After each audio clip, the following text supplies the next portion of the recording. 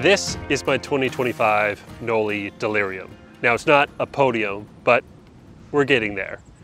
I haven't had a downhill bike in probably 5 years, and I'm super pumped to have one again.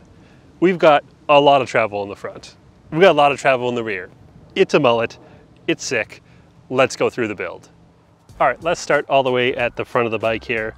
I'm running a Max Grip Maxxis Assegai in the DH casing. I've got Cushcore in there. And then just below it, I'm running the Noble TR41 carbon rim.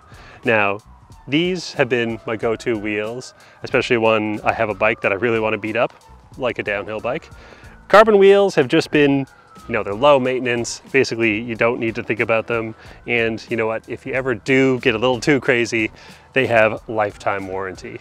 Now, I'll usually do the TR37s over the TR41s. This time I decided to try out the TR41s, and one of the biggest differences is it has a wider internal width.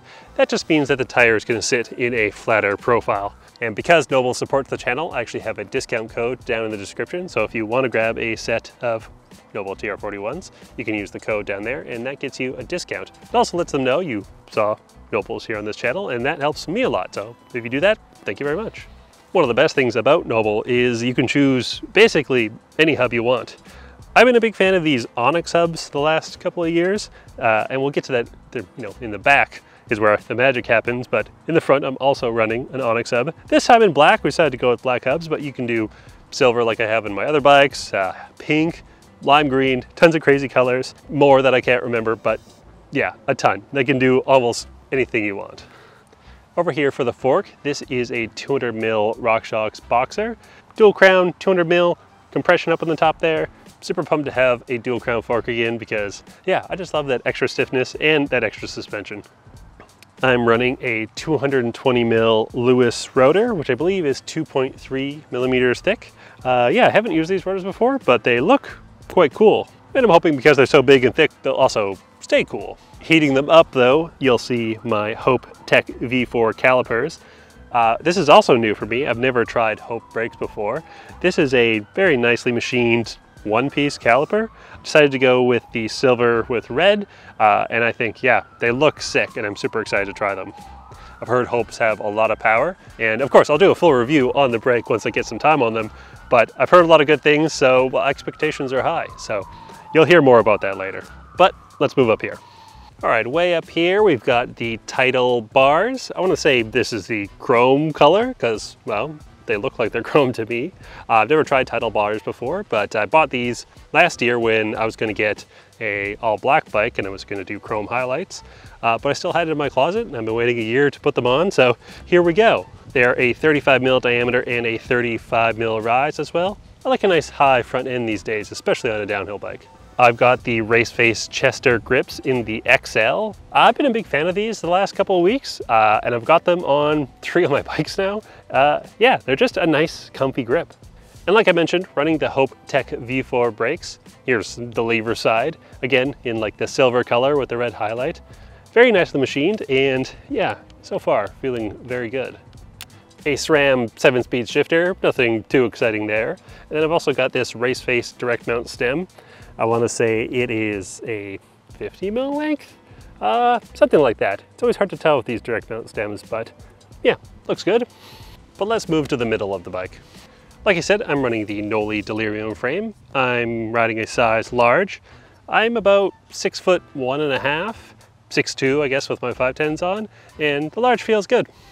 I think if I went either way in either direction, that yeah, an XL would probably be too big and a medium would be too small. It is 200mm in the front, like I mentioned, and I'm also set in the slack setting, which gives me a 62.3 or 62.5 degree head tube angle, so quite slack. One of the best features about this downhill bike is it has room for a water bottle cage, and you can put a water bottle in there. We've also got the one-piece updated rocker link with all the new Knollys. This is the Gen 6 with all the bearings, the Enduro bearings inside here now. I've got a Marzocchi, hopefully I'm pronouncing that right, Bomber CR shock with a 600-pound coil. I'm about 220 pounds unweighted, and this feels about right. Of course, no dropper post, but you actually could run a dropper in this bike. It's got room for one, and well, both in the seat tube and up with the cabling and housing. On that seat post, I've got this Tidal seat, which is like a worn leather with some black speckling on it. Another bit of a different part I have on this bike is the 5-dev downhill cranks.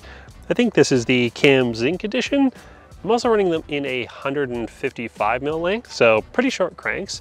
I've got a 32 tooth 5-dev chain ring, and this bike comes with an MRP guide.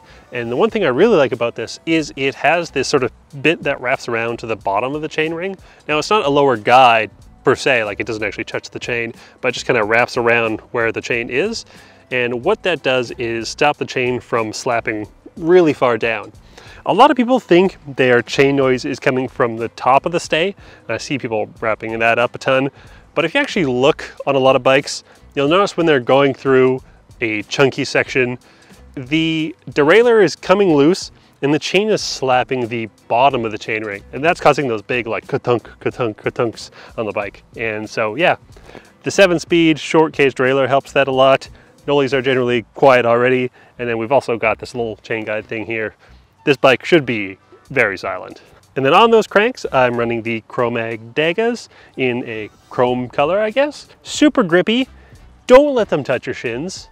But okay, let's move to the back of the bike. All right, moving to the back of the bike, running another Max Grip DH Casing Maxxis Assegai.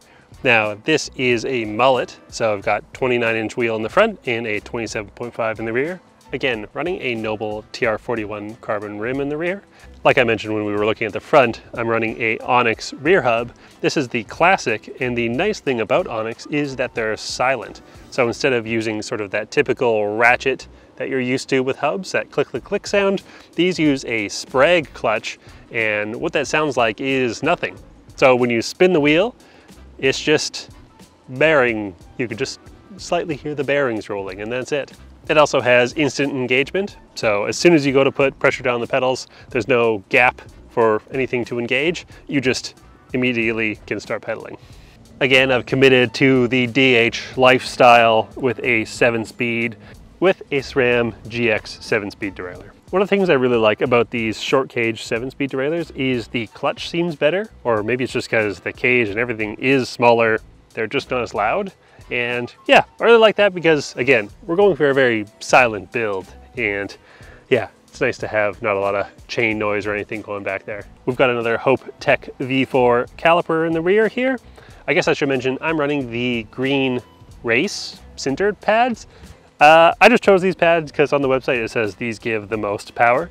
They also come with an e-bike brake pad and an organic brake pad. Generally, I'm not a fan of organic brake pads because they just wear away super fast and they're not very, powerful with the brake. And I bought these brakes because they're supposed to have a lot of power. So anyways, we go with the brake pad that gives you the most power. And I'm running a 200 mil Lewis rotor in the rear. All right, thanks for watching the bike check. You have to wait for the next video when I get out and ride this thing. I've actually already ridden it. Now, just filmed the first ride video and I'm beat. This thing is sick.